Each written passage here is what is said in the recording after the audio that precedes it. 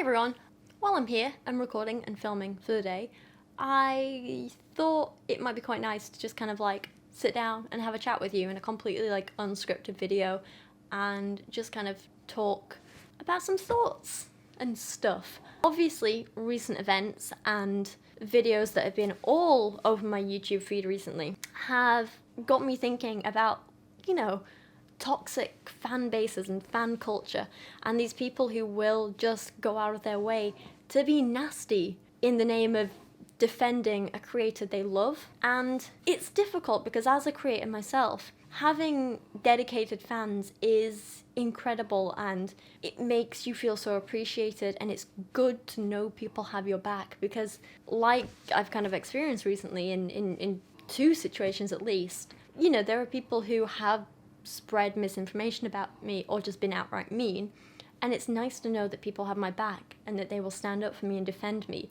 when I've been wronged. That's lovely. The problem is when you have people blindly following someone even when they're in the wrong. And obviously this has happened recently, but that's not the example that I want to talk about because I don't want to give that person any more attention. What it actually got me thinking about was back, when was it now? Maybe a year ago, 18 months ago? Yeah, no, I was definitely still living in London, so probably close to like 18 months ago. And I made this video correcting some of the like awful science on this pro-life Instagram account. And I just found this Instagram account, it's like blowing up everywhere, and I was like, this is awful. A lot of this science is completely wrong. Let's correct it in a video. So I did. Didn't realize this Instagram account was made by this like teenager with a lot of pro-life teenager friends. So when I made the video, this like 17-year-old girls, well actually there was a lot of like, no one really knew her age. Someone told me she was 13, someone told me she was 16, someone said 17, someone said 19. I'm just gonna go in the middle and guess she was like 16 or 17. Anyway, her and all her friends got so mad at my video, like really, really mad. And again, they all kind of just came for me on Instagram and they were like leaving the most horrific comments about how they want me to get cancer and die and yada yada blah blah blah, calling me a baby murderer despite the fact I've never had an abortion, but because I, support people's choice to do what's right for them and their bodies, I'm a baby murderer. Anyway, it was a whole thing. And this one kid in particular, he starts sending me some of the most disgusting messages I've ever received, telling me to kill myself, that he hopes I get raped and die and blah blah blah. And I did what you're not supposed to do, and I replied to him. And I simply said to him, why are you sending me this? Like, what is going on here? And I don't think he was expecting that, because he was like, oh, I don't know, so-and-so just told me to, and I can't remember the name he used, but it was someone. I'm like, who's that? And he was like, oh, it's this girl I know from Discord, and, she just told me we were all doing this, so I thought I'd do it. I was like, oh. And basically, I ended up, like, sitting there and chatting with him on Instagram, and it turns out he's this 13-year-old boy, and I was like, where are your parents? What would they think if they knew you were doing this? And I like, proper, like, went full-on anti-mode, and I'm like, do you need to talk to someone? Have you got a support network? Do you have teachers you can speak to? Like I was just like... I don't know, I like turned into a proper adult, and I was like, oh, okay, maybe I am a grown-up. But anyway, and he ended up like really opening up to me and being like, oh, well, I don't really have friends except on this Discord group, and they were all doing it, so I wanted to do it too, because I didn't want to be excluded. And I was like, where are your parents? And he's like, oh, they work a lot and they're not around. I think, I can't remember if he said it was like the school holidays or something, but he didn't, like, he wasn't going to school, and he didn't have teachers he could talk to or anything. And I basically said to him, like, I understand this, I get where you're coming from, I've felt alone like that, and like I understood him, because when you've been alone for so long and you don't really have anyone and you don't have that support network, the minute someone tries to include you, you cling on to it and you go along with it, and you will do anything to stay included. And well, I want to talk more about this in a second, but what I will say is, just to kind of like conclude that story, is I basically said to him, like, look, it's not okay to say this to anyone, no matter what your reasons. And I basically said, I think you should go and speak with your parents and tell them how you're feeling. And he was like, yeah, I think you're probably right. And that was where I left it and left things. And we obviously didn't speak again, because what do I have to speak to a 13-year-old boy about? But not the point. the point is, it really did kind of open my eyes as to why. Oh, and he apologized to me as well, which was very sweet of him, and I appreciated that. But I was genuinely concerned about him, and I think he's just one example of how this happens to so many people. And like I say, I've been there too. So I've always spoken about how, like, I didn't really have any friends in school or anything, and one of the big reasons is, like, I guess I just kind of struggle with social stuff and understanding a lot of social cues and what's appropriate and what isn't and all this kind of thing. And I remember there's one incident that sticks very, very clearly in my mind, and I must have been like 13, I want to say, something like that. And there was this girl making jokes about another girl who I thought was her friend and her pink shoes, and she was making all these jokes. And I thought, well, if this girl is making fun of her friend in this way and, like, making these jokes, this must be okay. And so I joined in and I made a couple of jokes. And the first girl was like, she was laughing at my jokes. I was like, this is great, I'm part of something.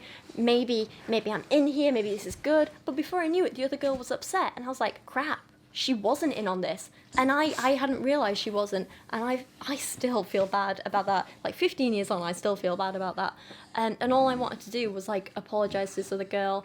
But, like, again, I didn't really know how, and I didn't know how to, like, go through those interactions. So it was just another thing that kind of, like, made me draw back from everyone in the world ever. And I was like, well, okay, now this girl hates me because I accidentally, like, hurt her feelings when I wasn't intending to, but still very valid. And I don't really want to be friends with this other girl because she was mocking someone who I thought was her friend, and if she's going to do that, she's going to do it to someone else. But in, like, even without all that, it felt so good in, you know, those 2 or 3 minutes to just feel like I was part of something and being included with that one person, even when I now look back, see that that was the wrong thing to do, and luckily I saw at the time that it was wrong as well, but not as quickly as I should have. That's the point. What I'm trying to say is we've all been there, and it's very understandable that you want to fit in with these groups, especially when there's certain people who make their fans feel like they're special, or their family, or, you know, they foster this very tight-knit group and tell them that, you know, this is something special that you're a part of, you're lucky to be a part of this. It's very easy to see how people get attached to that, especially the ones who don't have anything else going on in their lives, like I didn't when I was a kid, like this kid on Instagram didn't, like a lot of people in the world. And when you feel like you're part of something special and it's all you really have, I can understand why people would do anything to cling on to that. But it all comes back to, this is what I keep saying over and over again, it explains it, but it doesn't excuse it.